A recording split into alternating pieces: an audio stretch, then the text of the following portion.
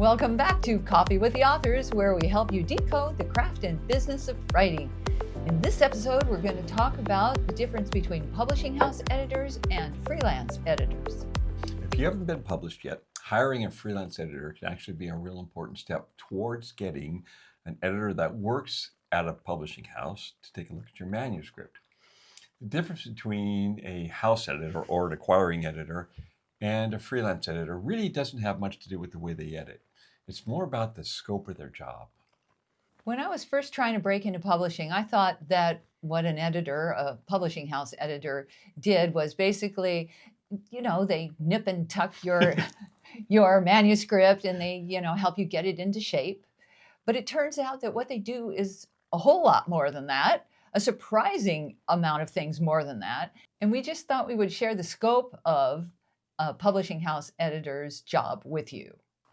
First of all, email is kind of the bane of their existence, along with meetings. Like all working adults, they have tons of email, but they get extra.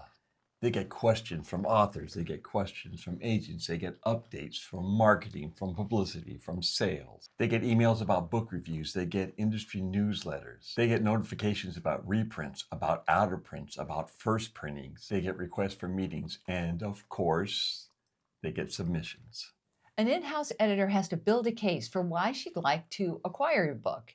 And this consists of a lot of things. A written estimation about why the book is good, who will love it, who will buy it, how they'll pitch it in-house and then out in the marketplace. Sometimes they put together a long-term plan for the author, how much revision the book is going to require, and they have to put together a P&L statement about the book. So a profit and loss statement. So they have to be the accountant. They have to be the person who's the creative consultant. They have to be the person who does all these things, which is a lot more than just nipping and tucking your manuscript.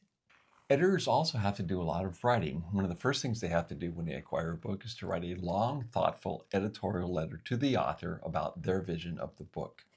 And we talked about this a while back, but they use the compliment sandwich to do this. They say something nice, they give you all the critical commentary, and then they say something nice at the close. And these are often multiple pages.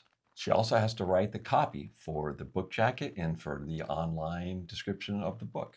And she also has to write a description of the book to use in-house for the sales reps. She also has to prepare the manuscript so that it's in the right format for the designers and the copy editors. And this means that she goes through several rounds of this with all of them, with all of us, because that includes the author as well. She also meets with designers to talk about illustrators and possible art for picture books and other books, and also possibilities for the jacket art for novels. Really, your editor at a publishing house is kind of the in-house agent for your book to represent it to other departments and get them excited about it. For example, she'll have to prepare different marketing pitches for sales and marketing and publicity. And she also pitches the book to the school and library department, which interfaces with librarians and teachers across the country. The goal of all of this is to get all these different in-house departments excited about your book, because if they're not excited about your book, then your customers won't be excited about your book. So this is really an important aspect of an editor's job. And then, of course, she has to attend meetings and more meetings and sometimes go to conferences and prepare for all of that and then follow up on all of that. She's got to have a good understanding of finance and of art, both of them. She has to wear multiple hats, is what you're saying. Yeah. The funny thing is, what an agent rarely ever does actually at work on the clock are two things: read and edit. So hopefully knowing all this gives you a broader understanding of what an in-house editor does. And maybe you'll give them a little grace when they're very slow at getting back with you, because they have all these other things going on that we don't really even know. They try to make it transparent to us, but it's a really in-depth job that they tackle with every single book they acquire. So thanks for joining us for another episode. And if you'd like, we'd appreciate it if you would like, share, and subscribe. Keep us going.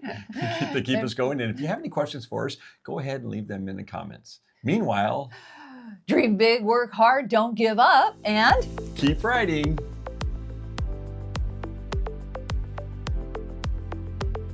I'll just get a dummy. Wait. Well, I already have one. I just teed it up for you. Yeah. But